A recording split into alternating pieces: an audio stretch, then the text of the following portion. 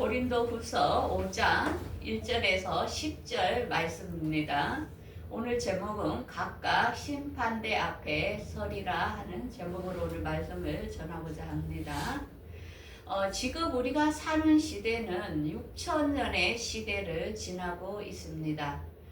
왜냐하면 주님은 7일의 안식일로 해서 이제 앞으로 1000년이 지나면 우리가 영원히 안식하는 새하늘과 새 땅에 들어가는 시간의 연도표입니다.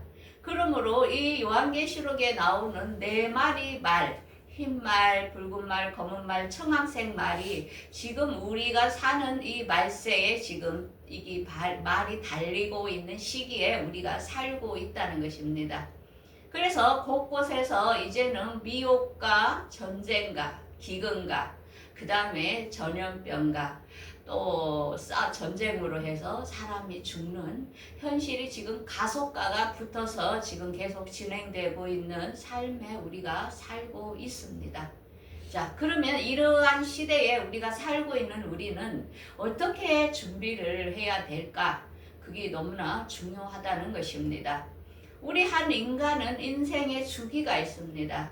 태어나면서부터 늙어서 죽을 때까지 이 시기에 들어가는데 우리 각 사람은 어느 단계에서 주님을 맞이할지 각자의 시간표가 있다는 것입니다. 우리가 청년으로서 주를 맞이하게 될지 아니면 지금 중년의 나이로서 주를 맞이하게 될지 누구나 다 한 번은 하나님의 심판대 앞에 서야 된다는 것입니다. 그러므로 우리 인간을 보면은 우리 보기에는 사람이 그냥 하나의 사람으로 다니는 것 같지만은 그 사람 몸에는 하나님께서는 그 내면까지를 다 보고 계시다는 것입니다. 그래서 하나님을 아는 지식이 영까지 머문 사람, 하나님을 진정으로 믿는 사람은 영이 구원을 받은 상태라는 것입니다. 그런데 하나님을 이성으로만 아는 사람이 또 있다는 것입니다. 그거는 혼적인 사람이죠. 그 다음에 육적인 사람은 아예 하나님을 인지하지 못하고 살고 있는 죽은 사람이죠. 그래서 우리가 사람을 보면은 그 사람 말을 들어보면 이 사람이 영적인 사람, 혼적인 사람, 육적인 사람이라는 것이 우리가 어느 정도 감지가 될 것입니다. 그래서 영적인 사람, 하나님과 동행하는 사람은 소망이 있습니다. 그 사람들은 지금 이 세상이 요동을 쳐도 한편으로는 감사하고 기뻐합니다. 그렇지만 육적인 사람은 세상이 멸망하기까지 깨닫지 못하는 짐승과 같은 사람이라는 것입니다. 자, 그러므로 영적인 사람은 지금 말씀을 보면 오늘 말씀을 보면 스스로가 감지를 하게 될 것입니다. 자, 그래서 우리가 각 사람은 하나님 앞에 심판대에 서게 되는데 왜 인간은 누구나 다 그 심판대 앞에 서야 되는가? 그 이유에 대하여 오늘은 세 가지로 나누어서 설교를 하고자 합니다. 첫 번째는 심판은 우리에게 줄 장막이 있다는 것입니다. 자, 우리가 아무 선물이 없다면은 우리가 심판을 할 이유가 없지요. 근데 하나님께서도 꼼꼼하게 한 사람 한 사람 심판해서 정말 좋은 하나님이 예비한 곳에 드리고자 탈락될 사람이 있고 들어갈 사람이 있다는 것입니다. 자, 그러면 우리에게 예비한 장막이 무엇인지 한번 1절부터 보겠습니다. 만일 땅에 있는 우리의 장막이 무너지면 하나님께서 지으신지 그 손으로 지은 것이 아니요 하늘에 있는 영원한 집이 우리에게 있는 줄 아노라. 그러므로 우리가 하늘에 있는 처소를 있기 위하여 간절히 사모한다. 여러분들은 이 하늘의 장막 있기를 사모합니까? 그러면 여러분들 영적인 사람이라는 것입니다. 사도 바울은 3층 하늘에 그가 들어가서 이 장막이 있는 것을 확인했던 사람입니다. 그래서 오늘날 예수를 믿는 우리에게 그 장막집을 지금 소개를 하는 것입니다. 그래서 사도 바울이 이렇게 죽음에도 그분이 갔었지요. 그래서 참으로 이 장막에 있는 우리가 짐진 것 같이 탄식하는 것은 벗고자 함이 아니요 덧입고자 함이 죽은 것이 생명에 삼긴 바 됨이니라. 그게 우리가 죽어서 하늘나라에 가는 것이 목적이 아니고 우리가 살아서도 죽었을 때 부활할 수 있다는 것, 죽음이 생명을 잇게 된다는 것을 말하는 것입니다. 그래서 인간은 죽지 않는다는 것입니다. 우리 일찍 이 세상에서 죽은 사람도 있지만 그들은 이미 낙원에서 영으로 기다리고 있지요. 그러면서 우리 살아있는 우리도 주님이 오시면은 우리가 죽지 않고 부활된 몸으로 덧입게 되어 하늘나라를 상속을 받는다는 것입니다. 그래서 이것을 누가 가르쳐 준다고요? 성령님께서 친히 우리에게 보증하셨다는 것입니다. 그러므로 우리가 성령을 받지 않은 사람은 절대로 이 비밀, 우리가 부활한다는 것을 깨닫지 못한다는 것입니다. 오늘 제가 설교할 때 사람이 무엇이 부활을 해? 죽으면 고만이지. 이렇게 생각하는 사람은 나는 육적인 사람이요. 이렇게 생각합니다. 그런데 또 어떤 사람, 이런 사람이 있어요. 뭐 죽어봐야 알지. 부활을 해봐야 알지. 이렇게 또 생각하는 사람도 있습니다. 그렇지만은 또 머리로서 그래, 그럴 수도 있어. 이렇게 이성적으로 판단하는 사람도 있습니다. 혼적인 사람도 있다는 것입니다. 자, 그래서 우리 믿음의 사람들, 영적인 사람들은 하나님께서 그들에 대하여 오늘 소개를 합니다. 히브리서 11장 7절에 믿음으로 노아는 아무도 보지 않는 일에 경고하심을 받아 방주를 준비하여 그가 의의 상속자가 되었답니다. 여러분들, 노아가 비도 안 오는 그 120년의 세월 동안 방주를 지었다는 것은 얼마나 조롱을 받았습니까? 앞으로 이 땅이 물로 다 심판하게 됩니다 하면서 산 꼭대기에서 배를 지었을 때에 많은 사람들이 얼마나 그를 조롱했겠습니까? 오늘날도 마찬가지입니다. 세상은 멀쩡한데 이제 주님의 심판이 옵니다. 주님 맞을 준비해야 됩니다. 이렇게 애치는 목사들에 향하여 얼마나 조롱을 퍼붓겠습니까? 앞으로 난리가 옵니다. 기근이 옵니다. 전염병이 옵니다. 준비하십시오. 이렇게 애치는 자들에 대하여 얼마나 사람들은 비난을 하겠습니까? 그렇지만 의인들은 하나님의 말씀이 있기 때문에 그 말씀이 자기 가슴 깊이 오기 때문에 준비하고 그 환난을 피하는 것입니다. 그런데 미련한 사람들은 절대로 듣지 않지요.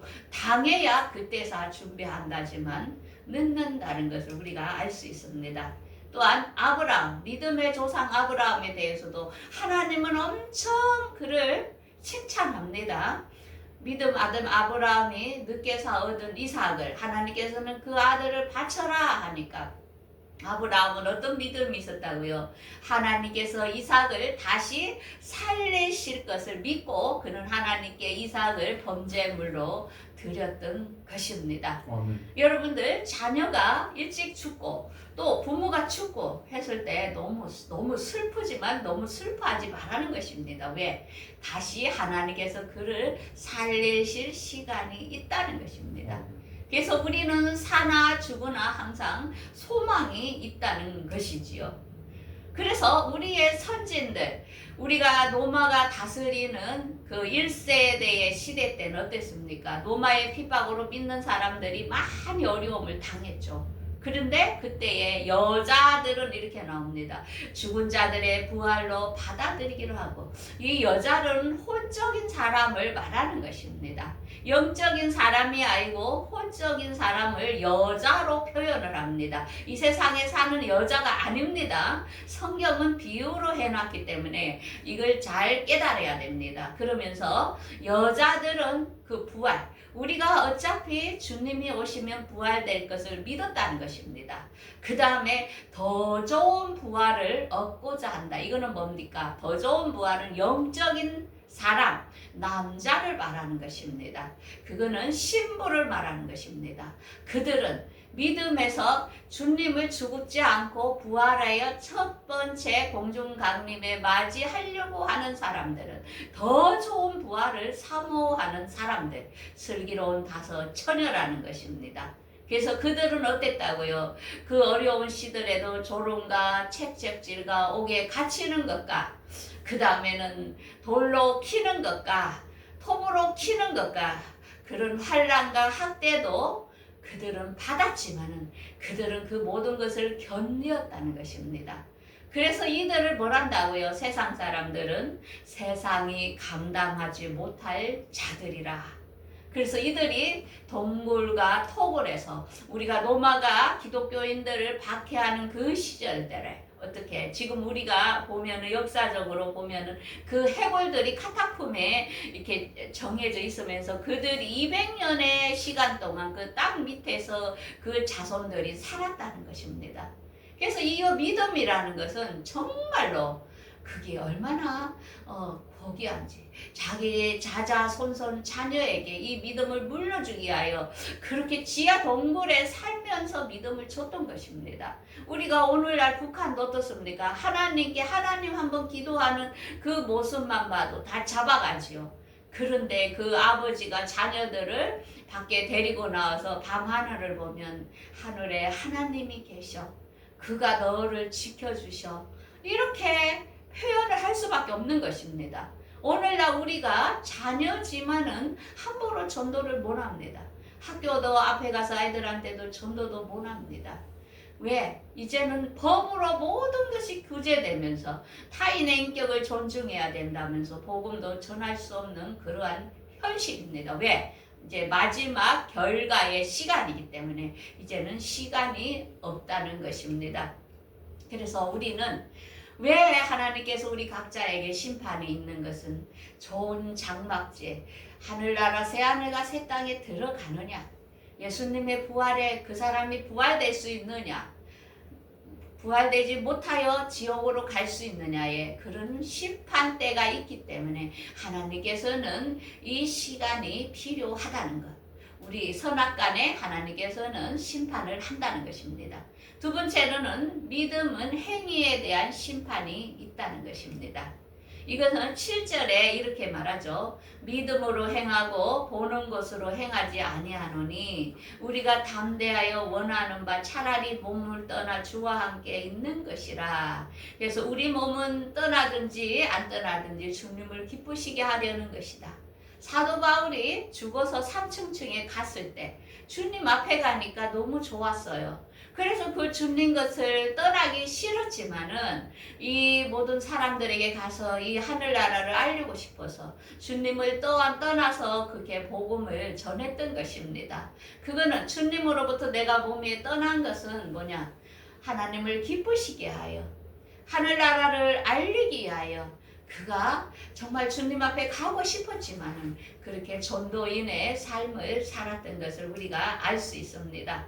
그러므로 야고보서에는 행함이 없는 믿음은 죽은 것이라 하는 것입니다. 형제나 자매가 헐벗고 있는데 일용할 양식이 없는데 너희 중에 이렇게 편안히 가라, 덥게 하라, 배부르게 하라 하면서 그들의 필요한 것을 주지 않는다면은 그거는 뭐라고요? 행함이 없는 믿음이라는 것입니다. 자신의 배만 채우는 사람을 말하는 거죠. 그래서 이와 같이 행함이 없는 믿음은 그 자체가 죽은 거라는 것입니다. 그 다음에는 마태복음에도 이렇게 말씀하죠. 인자가 자기 영광으로 천사들과 함께 올 때에 내가 양과 염소를 구별할 것인데 오른편에 있는 사람들에게는 영원한 나라를 상속받으라 합니다. 그래서 그들에게는 예수님께서는 이렇게 평가합니다. 너가 줄일 때에 내가 먹을 것을 주었고 내가 목마를 때에 나에게 마실 것을 주었고 나그네 됐을 때에 나를 영접해 주었다. 이렇게 말합니다. 근데 왼편에 있는 사람들에게는 어떻게 말합니까? 너는 영불로 지옥으로 들어가라. 왜? 내가 줄일 때, 나그네 됐을 때, 병들었을 때에 돌보지 아니하였다고 합니다. 그래서 우리가 오늘날 우리 기독교인들은 잘 생각을 해야 됩니다. 우리의 삶을 하나님께서는 다 보고 계신다는 것입니다. 그래서 저는 교회에 헌금을 모으면 어떡합니까? 앞으로 어려운 사람을 위해서, 힘든 사람을 위해서 그를 투자하고 돕고 이런데 사용하기 위하여 쓰지, 내가 잘 먹고 잘 살라고 하는 마음은 전혀 없습니다. 왜? 하나님께서는 우리의 생활을 다 보고 계신다는 것입니다. 왜? 예수님 당시에 한 그 가난한 여인이 헌금하는 것을 예수님이 왜 다 보고 계셨습니까? 이 물질을 드린다는 것은 마음입니다. 하나님은 우리의 마음 중심을 봅니다. 그 바나바가 자기 밭을 팔아서 전도하는 데 사용하기 위하여 사도들 앞에 가져와서 다 드렸습니다. 그 다음에 빌라델비아 교회도 사도 바울이 옥에 있고 전도하는데 힘들 때에 그들이 그 물질로서 도와주었던 것입니다. 왜? 물질이 없고 행함이 없는 곳에는 믿음이 없다는 것입니다. 내가 아무리 믿음이 있다면서 가난하고 힘든 사람을 돕지 않는다면 그거는 믿음이 아니라는 것입니다. 그러므로 사도 바울이 개척한 교회가 많지요. 그 빌립보 교회, 데살로니가 교회, 고린도 교회 이렇게 다 교회를 세웠지만은 사도 바울에게 물질을 가져다 준 교회는 누구? 빌립보 교회에 없었다는 것입니다. 그러면서 이렇게 고백하죠. 빌립보 교회 교인들아, 너희 이에 나에게 필요한 것을 준 게 없다. 내가 데살로니가 있을 때도 2번씩이나 이렇게 줬다. 그러면서 사도 바울이 이렇게 고백하지요. 내가 선물을 구하는 것이 아니요 오직 너희에게 유익하도록 풍성한 열매를 구함이라. 왜? 우리가 뭔가를 받으면은 축복이 나갑니다. 그래서 이삭도 축복을 하기 위하여 자녀들에게 이삭에게 먹을 음식을 가져오라 했습니다.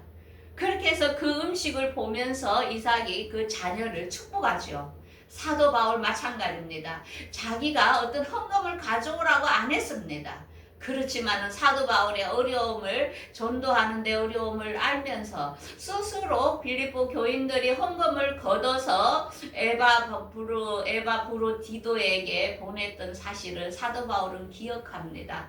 우리도 마찬가지도 우리가 어려움에 처해 있을 때 누군가가 나의 어려움을 알고 도와줄 때에 우리 마음에서 뭐가 나갑니까? 축복이 나갑니다. 그 축복이 어떻게 사도 바울이 하나님께 이렇게 축복을 기도하지요. 나의 하나님이 그리스도 예수 안에서 영광 가운데 그 풍성한 대로 너희 모든 쓸 것을 채우시리라.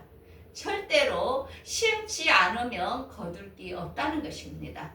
여러분들 하나님께 복 주세요, 복 주세요. 그렇게 기도하면 안 됩니다. 여러분들이 먼저 하나님께 들으십시오. 감사로 들으십시오. 그러면은 항상 감사한 일이 생깁니다. 저는 살면서 예수 믿으면서 매주 감사헌금을 드립니다. 힘들 때 제가 대학원 다닐 때 힘들 때도 항상 감사헌금, 빚이 있을 때도 하나님께 11조와 감사헌금은 빼먹지 않았습니다. 왜? 그러므로 나의 이 세상 살면서 모든 걸 필요하게 하나님께서 채워주시는 것을 제가 경험을 했습니다. 물론 하나님이 너무 감사해서 드렸지만은 하나님은 절대로 공짜로 받는 분이 아니라는 건 저는 압니다. 저도 무척 마찬가지입니다. 저도 누군가 나에게 선물을 했을 때 절대로 그냥 있지 않습니다. 저는 몇 배로 그에게 보답을 합니다. 왜? 마음에 항상 기억을 하고 있다는 것입니다. 그 사도 바울 역시도 빌립보 교회가 본인에게 헌금을 했을 때 어떻게 말합니까? 그를 위해서 진심으로 축복을 빌어준 것을 알 수 있습니다. 그래서 이 말이라는 것은 너무나 중요하다는 것입니다. 그래서 여러분들 부모님께 하나님께 드렸다고 부모님께 효도하지 않는 것은 분명히 죄악이라 했습니다. 하나님께는 하나님께 드리고 부모님께는 부모님께 드리십시오. 그 부모가 여러분들을 엄청 축복을 합니다. 그리고 재산도 그 준 자에게 더 줄 것입니다. 여러분들 그 원리를 알아야 됩니다. 지금 있는 걸 아까워하지 마십시오. 그대로 심은 대로 돌아오고 내가 대접을 받고자 원하면 여러분들이 먼저 대접하십시오. 분명히 하나님은 여러분들 생애에 굶주리지 않게 채울 것입니다. 자, 세 번째는 각각 선악간의 심판이 다르다는 것입니다. 10절에 이렇게 말씀합니다. 이는 우리가 다 반드시 그리스도 심판대 앞에 나타나게 되어 각각 선악간에 그 몸으로 행한 것을 따라 받으며. 여러분들 예수 믿었다고 아무것도 없다고 심판이 없다고 생각하지 마십시오. 우리에게는 다 각자에 따라의 그 심판대 앞에 하나님께서 보여주실 것입니다. 분명히 하나님은 말씀하고 있습니다. 이 말씀을 못 들었다고 하지 마십시오. 그래서 로마서 2장 5절에 이렇게 말씀합니다. 내 고집과 회개하지 아니한 마음을 따라 진노의 날 곧 하나님의 의로우신 심판이 나타나는 그날에 이 말 진노를 내게 쌓는도다. 여러분들 회개하지 않는 것은 내가 지금 살아있는 그 시간까지입니다. 우리가 언제 죽을지 모릅니다. 오늘 밤 나도 죽을 수도 있고 지금 갈 수도 있습니다. 매일 하나님 앞에 회개하는 마음으로 죄와 싸우십시오. 그래서 하나님 앞에 진노를 쌓지 말게 하십시오. 하나님께서는 여러분들을 분명히 다 보고 계신다는 것입니다. 그러므로서 가장 큰 심판이 뭐냐면은 말입니다. 말. 우리 입술로 하는 말. 형제를 비판하느냐. 하나님의 심판대 앞에 서리라. 그래서 우리가 한 말에 대하여 우리 모든 혀가 우리 하나님 앞에 무릎을 꿇을 때에 그 모든 여러분들이 한 말이 하나님 앞에 자백하게 되리라. 그래서 각 사람이 자기 일을 하나님께 짓고 한다는 것입니다. 너무나 무섭지요. 우리가 함부로 타인에게 기분 나쁘게 말하고 부정적으로 말하고 그 옆에 있는 가족에게 얼마나 상처를 많이 줬습니까? 여러분들이 한 말들이 하늘나라에 다 쌓여 있다는 것입니다. 여러분들 몰랐지요? 모든 혀가 여러분들이 인생에 살아온 모든 말을 하나님께서 다 보여주신다는 것입니다. 이게 너무 끔찍하지요. 이제는 우리가 조심하면서 살아가십시오. 얼마나 부끄럽겠습니까? 하나님 앞에. 그래서 지난 날을 회개라는 것은 이제는 고치는 것입니다. 되돌리는 것입니다. 말로서 내가 잘못했습니다 하는 게 문제가 아니고 이제는 버려야 됩니다. 그래서 신중하게 말하고 신중하게 대답하고 신중하게 비난하지 말고 이제는 말에 대하여 우리 하나님 앞에 심판이 있다는 것을 꼭 깨달아야 됩니다. 그래서 하나님께서 이렇게 말하죠. 심판에서 넘어갈 사람은 내가 인내의 말씀을 지켰은즉 내가 너를 지켜 시험의 때를 면하게 하리라. 하나님께서는 성경 말씀에 본인의 말을 다 했습니다. 그래서 그 하나님의 말씀을 그대로 따르는 사람이 있어요. 그들은 이쁘다 합니다. 부모가 가장 싫어하는 자녀가 누군 줄 압니까? 부모가 말했는데 안 듣는 사람. 제일 싫어합니다. 하나님도 마찬가지입니다. 하나님은 성경에 수없이 그분의 말을 전달했습니다. 그런데 자녀들 중에도 안 듣고 하나님이 말한 것을 우습게 여기는 사람들. 그때 노새의 그 사이들이 어땠습니까? 앞으로 이 불과 유황이 떨어진다 해도 그 사이들이 어때요? 비웃었다 했습니다. 하나님이 말하는 것을 그냥 무시한 겁니다. 그때 가장 하나님께서는 싫어한다는 것입니다. 그렇지만 하나님의 말씀을 귀중하게 여겨서 이제 너희들 내가 오실 시간이 다 됐어. 너희들 준비해야 돼. 이 땅에 쟁일 생각하지 말고 이제는 나 맞을 준비해야 돼 하면은 여러분들이 이제는 준비를 해야 된다는 것입니다. 그러므로 우리가 선악간의 심판대 앞에 다 설 것인데 첫 번째는 우리에게 장막을 주기 위하여 하나님은 고른다는 것입니다. 아무나 다 저 새하늘과 새 땅 천국에 가는 게 아니라는 것입니다. 그 다음에 여러분들이 인생 살고 있는 행위를 다 보고 계신다는 것입니다. 우리가 병원에 가면 뭐랍니까? 우리가 엑스레이를 다 찍지요. 왜? 그동안 여러분들이 무엇을 먹었고 어떻게 생활한 거에 따라서 병이 여러분들에게 나타나는 것입니다. 절대로 병은 여러분들의 생활 습관에서 오는 것입니다. 그러므로 음식 같은 걸 함부로 먹지 말고 조심해서 여러분들 몸이 생명이 두 개도 아니고 한 개입니다. 고려서 잘 먹어야 됩니다. 그런 것처럼 우리가 살아가는 일상생활의 행위를 하나님은 다 보고 계십니다. 왜? 그분이 우리와 함께 하기 때문에. 다 알잖아요. 우리가 속마음까지도. 그 다음에 말에 대한 심판. 우리가 말을 하나님 앞으로 다 직고하게 될 겁니다. 지금부터 조심조심 살아가야 된다는 것입니다. 그러므로 우리의 삶은 거룩함과 화평함을 이루는 성화되는 모습으로 변화돼 가야 됩니다. 그 다음에 하나님을 사랑하고 이웃을 사랑해야 됩니다. 우리 기독교의 본질은 꼭 교회에 온다고 구원받는 것은 아닙니다.